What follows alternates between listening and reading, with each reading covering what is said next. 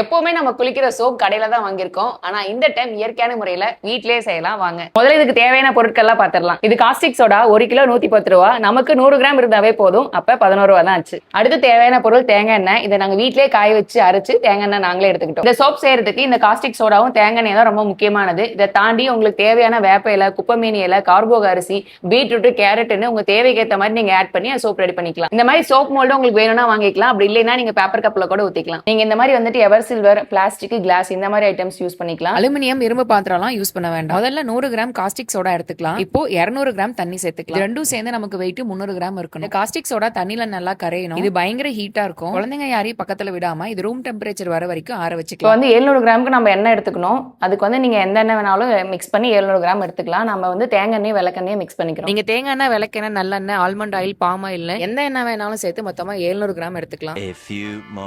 இந்த caustic soda room டெம்பரேச்சருக்கு வந்தோனையும் இந்த ஆயிலையும் caustic சோடாவையும் mix பண்ணி நான் 2 பிரிச்சு எடுத்துக்கிட்டேன். இதோட ஒரு பாதியில நான் 10 கிராம் குப்பமேனி பொடி எடுத்து கட்டி விழாம மிக்ஸ் பண்ணிக்கிட்டேன். வாசத்துக்கு இந்த ஃப்ரேக்ரன்ஸ்மே காஸ்டிக் சோடா வாங்கும் போது கடையில வாங்கிக்கோங்க. இப்போ மிக்ஸ் பண்ணி வச்சிருக்க சோப் கூட இந்த ஃப்ரேக்ரன்ஸ்மே ஆட் பண்ணி நல்லா மிக்ஸ் பண்ணி மோல்டுல ஊத்தியாச்சு. அடுத்து இந்த சோப் பேஸோட இன்னொரு பாதியில கார்போக அரிசி பொடி இருக்கு. அதை 10 கிராம் எடுத்து ஆட் பண்ணி இதே மாதிரி மோல்டுல ஊத்தி வச்சுக்கலாம். மோல்டுல ஊத்துறதுக்கு முன்னாடி லைட்டா ஆயில் அப்ளை பண்ணிக்கோங்க. இந்த சோப் நல்லா செட் ஆகி வரதுக்கு 24 மணி நேரம் ஆகும். இப்போ சோப் ரெடி ஆயிடுச்சு. ஆனா இந்த சோப்பை இப்ப யூஸ் பண்ண முடியாது. கியூரிங் ப்ராசஸ்னு ஒன்னு இருக்கு. அதுக்கு 4 இருந்து 6 வாரம் ஆகும். ஒரு 30 இருந்து 45 நாள் இந்த சோப்பை யூஸ் பண்ணாம அப்படியே வச்சிருக்கணும். அப்பதான் இதோட கெமிக்கல் தன்மை குறைஞ்சு நம்ம யூஸ் பண்ணும் போது ஸ்கின்ல எந்த அலர்ஜியும் வராம இருக்கும். நான் சொன்ன கெமிக்கல், தண்ணி, ஆயிலோட அளவுலாம் ஞாபகம் வச்சுக்கணும்னா 1:2:7 இந்த ஒரு ரேஷியோவை ஞாபகம் வச்சுக்கோங்க. 1 மடங்கு காஸ்டிக் சோடாக்கு 2 மடங்கு தண்ணி ஊற்றணும். அதே 1 மடங்கு காஸ்டிக் சோடாக்கு 7 மடங்கு ஆயில் சேர்த்து. அதுக்கு தான் நம்ம 100 கிராம் காஸ்டிக் சோடா, 200 கிராம் தண்ணி, 700 கிராம் ஆயில் சேர்த்துக்கிட்டோம். நாங்க யூஸ் பண்ண பொருட்கள் வச்சு ஒரு சோப்போட விலை பார்த்தோம்னா 18 இருந்து 20 ரூபா வருது. வீட்லயே ரெடி பண்ண ஹோம்மேட் ஆயில், நலங்கு மாவு,